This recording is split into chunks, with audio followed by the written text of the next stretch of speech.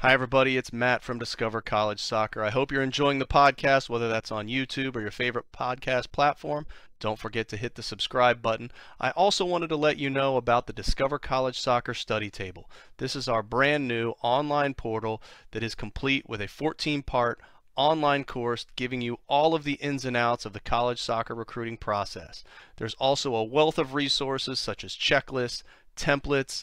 There's the spreadsheets that have every soccer program in the country, along with their coaches, their contact information, their social media information, some basic stats about the school, and more. Plus, there's an online community where you can ask your questions, share your wins, your losses, any questions that you may have around the college soccer recruiting process. It's all there at the Discover College Soccer study table that you can find at discovercollegesoccer.com/study table, and hopefully we will see you there. Hi, everybody. Welcome to Discover College Soccer. Today, I'm lucky enough to be joined by Coach Barnes up at IU South Bend. Welcome, Coach.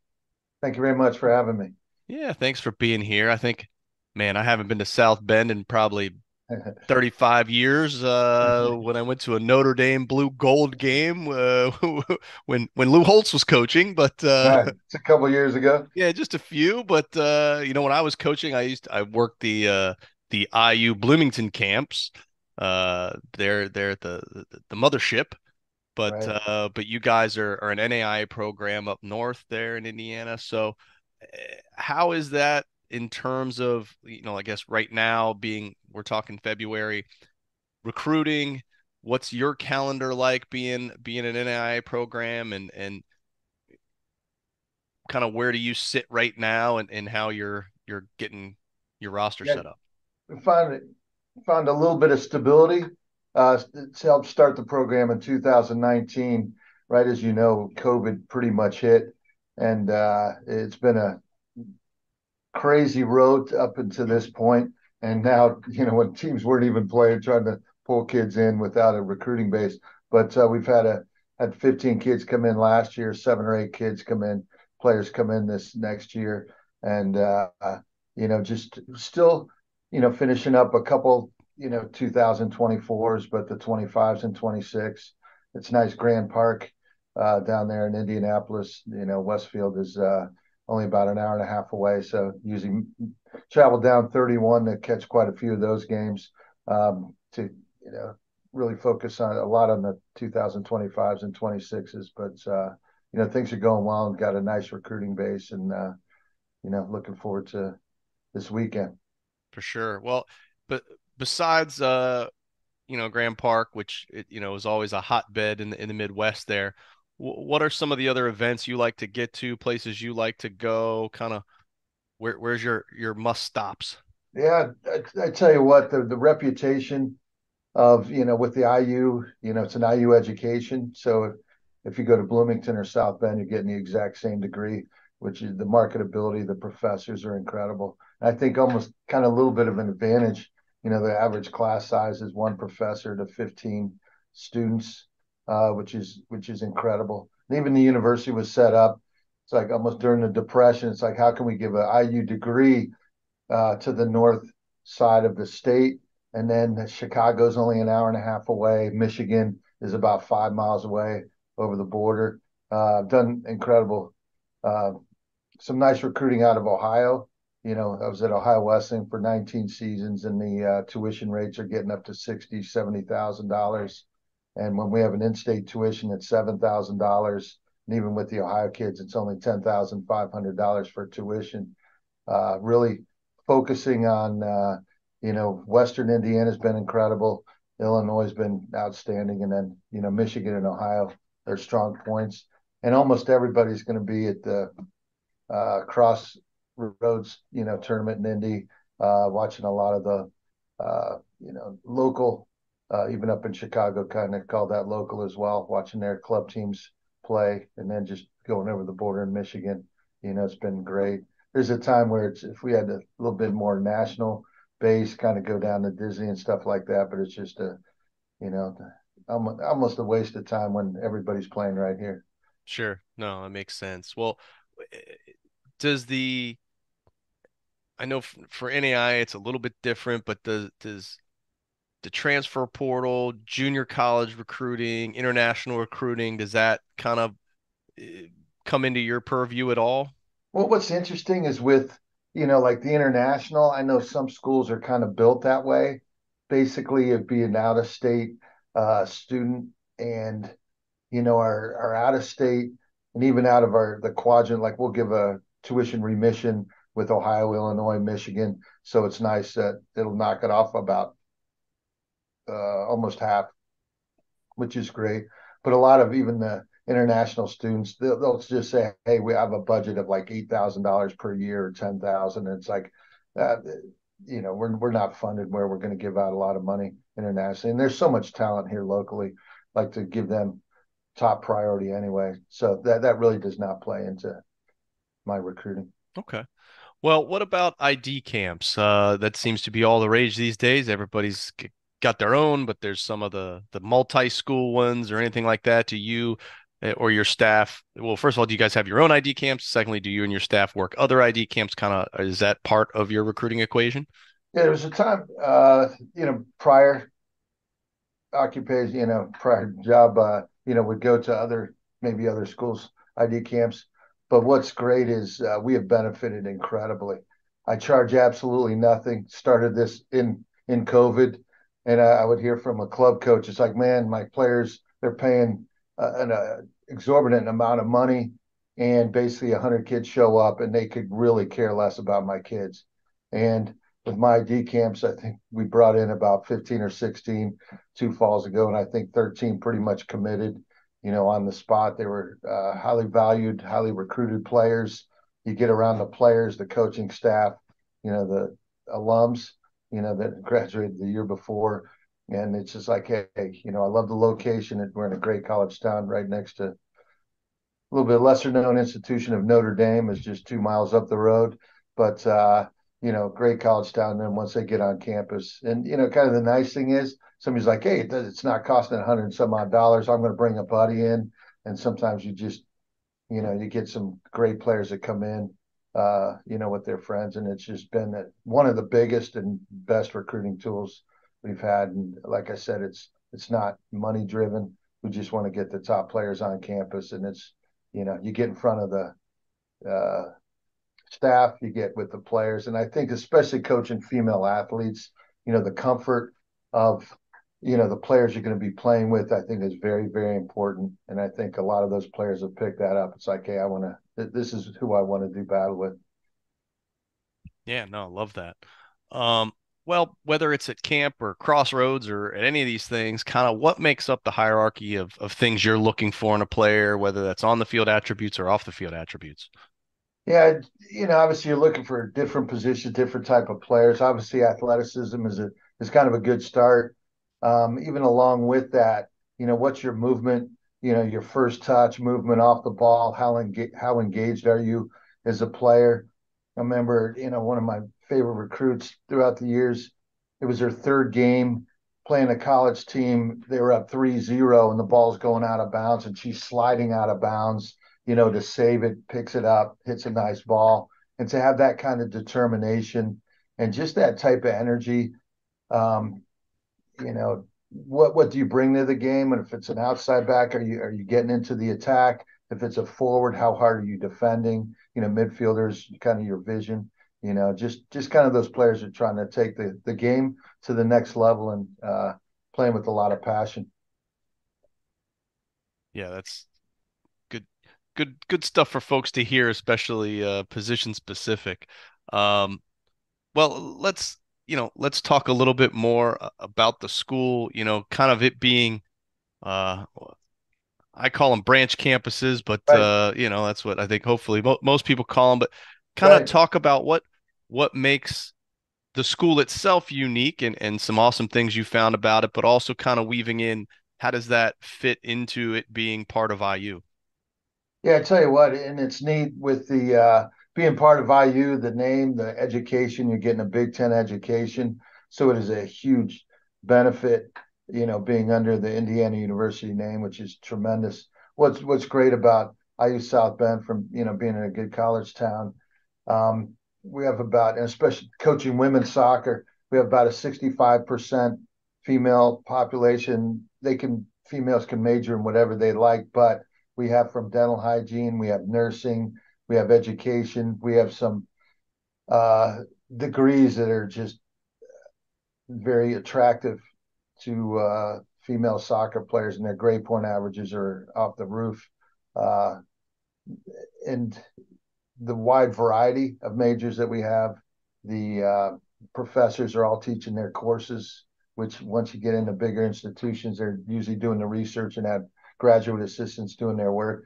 So every single professor is teaching their courses. They take a lot of time and effort and energy. And it could be from we have a great medical program, and our head of the Dr. Duranic in the medical department spends so much time and effort, even with every single recruit. They really value the individual, and they're the ones that are writing, your recommendations, for further opportunities. And it's just a kind of a tight knit community, but a wide variety of educational opportunities here on campus. That's great. Well, you mentioned the academic side of things and a lot of incoming student athletes into college. That's where they struggle, right? Balancing the demands of a college soccer program and the academics. So how do your student athletes really balance the two, and what kind of support systems does the school offer to help them? Yeah, what's great, first and foremost, obviously the academics are top on the list. Along with that, I would say how they balance that. Even talking with, I've had a player this past season. She came in with 72 credits, college credits in the dental hygiene. And I'm like, "Are you going to dental hygiene?" She's like, "Oh no, I would have had that degree." Basically, she's only in her second semester, and she's like, "No, I'm getting my full doctorate in dentistry, so I'll be the high tier." And this is a freshman talking to me about sorting out her schedule. She's taking a lot of upper levels, and during the first semester, may take 12 credit hours. She even asked the question. It's like, "Hey, I'm talking with my advisor. Uh, Class offer on Tuesday and Friday. I know we have a bunch of games. I don't want to miss this lab on Tuesday. So how about Friday practices?" I'm like, "Usually it's a pregame, so we'll practice before and after." So here's an extraordinary student planning her first semester schedule in a very rigorous. Um, and then in the off, like right now, it's nice and kind of a nice thing with NAI with the training in the off season. We're pretty much going February, March, and April instead of the 15 practices, one play date. So it's very advantageous. And even just the enjoyment of coaching your athletes in the off season has been great.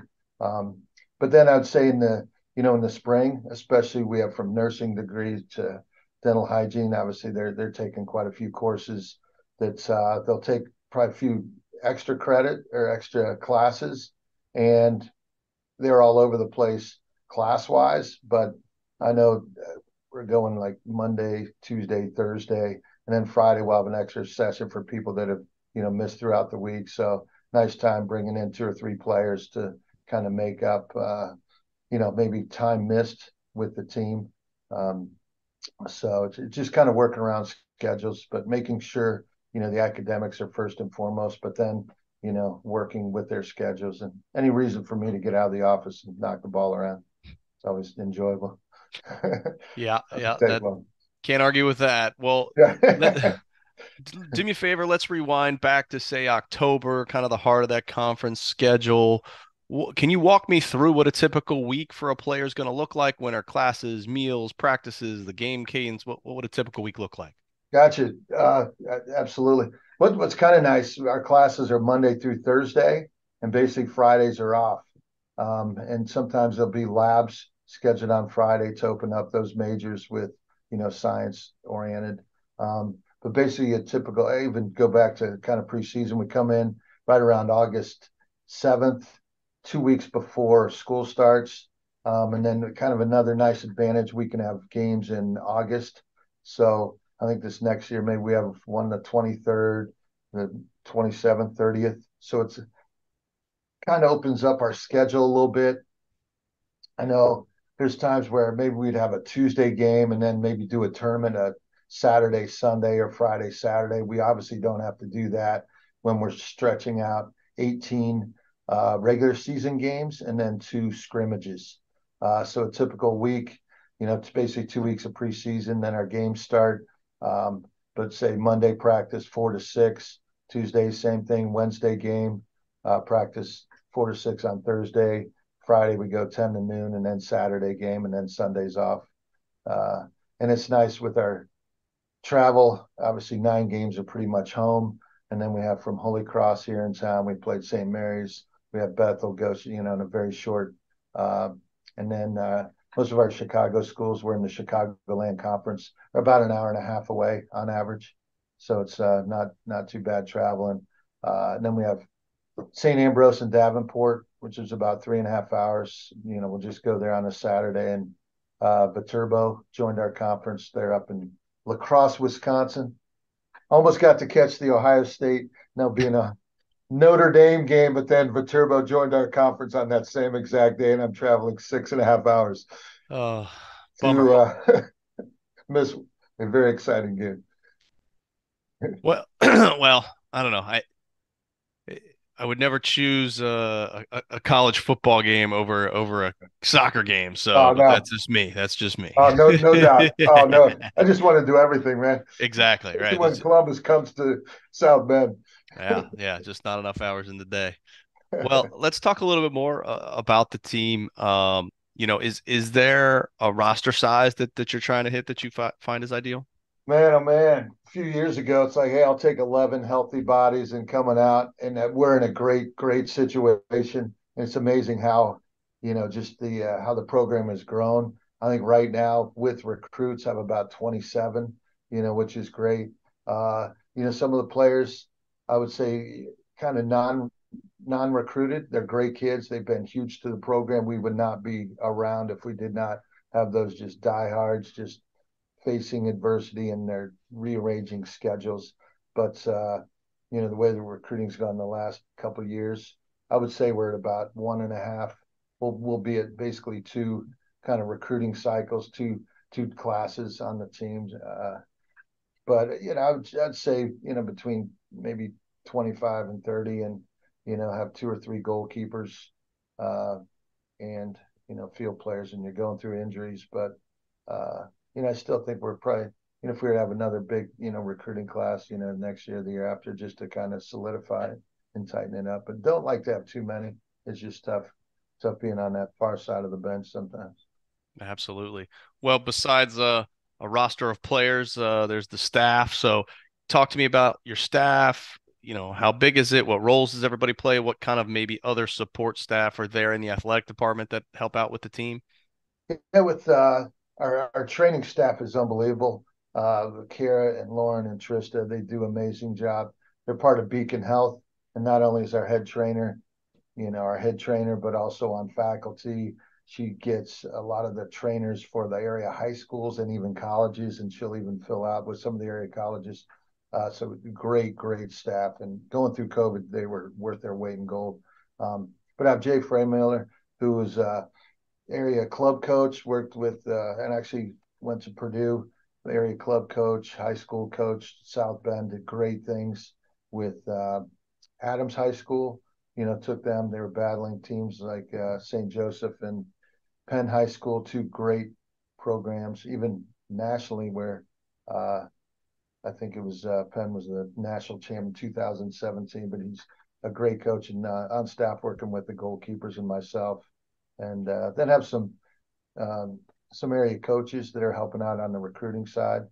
Have Mitch Hebron, who's out in Western Indiana. He's an Ohio guy from Cleveland, the Internationals, and he sent me some tremendous players. And I think he's taken over a semi-pro team and a club out in Western Indiana, Valparaiso area. So it's just great having a little bit of a pipeline and just some help. But other than that, it's pretty small, operation, and even to help out the students from the tutoring to our library system is incredible. It's almost impossible to fail. And I think our team GPA was a 3.2, 3.3 with everybody's. Kind of the beauty of coaching female soccer players. You really don't have to worry about that. Yeah, that's it's usually the most female soccer coaches have that benefit, at least the ones I've interviewed. That's for Yeah. sure. making me Well, look good. that's right. That's right. Well, now I got to train the guns on you though, coach. Kind of how do you describe your style of coaching, the style of play that you're looking to implement, kind of that team culture? What's that look like? As a forward, playing the game, I love a good attacking style. I'm a big Liverpool fan, and I would love to at some point mimic that. Obviously, we played quite a bit of defense this past season, but just going forward dynamically, can we attack from multiple positions? Um, the I would say more or less a players coach. I'm going to work with you. What can we do to fulfill your goals on and off the field? uh, if we need meetings just to help you out, or just making a fun, enjoyable environment. We're going to goal quite a bit, a lot of on the ball, not doing tedious, uh, just setting up a million cones and trying to take the player in a crazy dimension.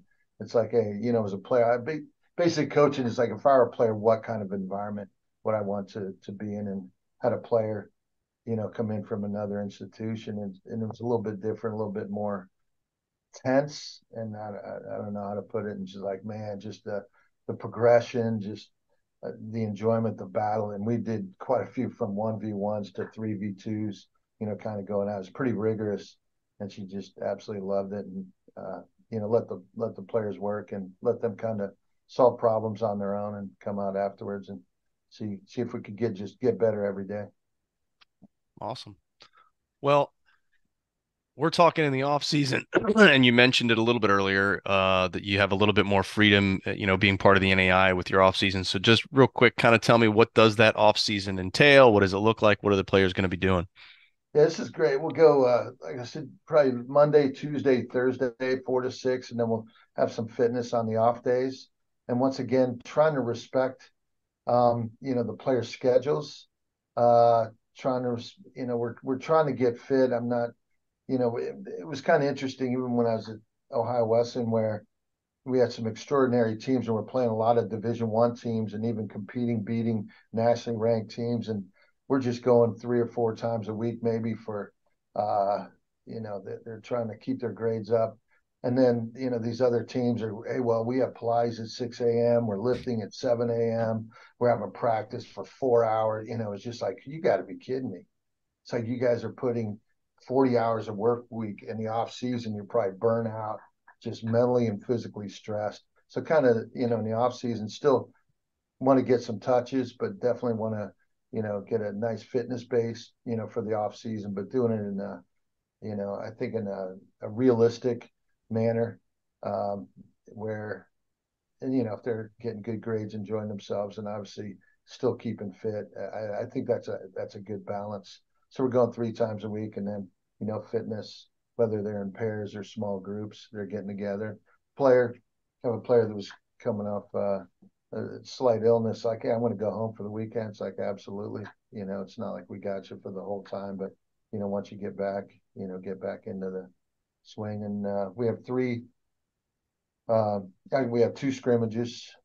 We have Kokomo and buddies up in Adrian, up in Michigan. They're going to come down, and then we have Ancilla, which is a local community college, coming in. So we'll have games, in April when the weather breaks a little bit.